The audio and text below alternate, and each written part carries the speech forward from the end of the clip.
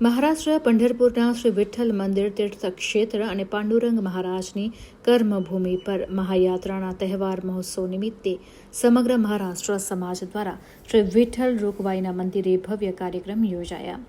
આજના આ પાવન પર્વ નિમિત્તે સમગ્ર મહારાષ્ટ્રમાંથી ડીડી પાલખી યાત્રાથી પંઢરપુર તીર્થક્ષેત્ર જાય છે.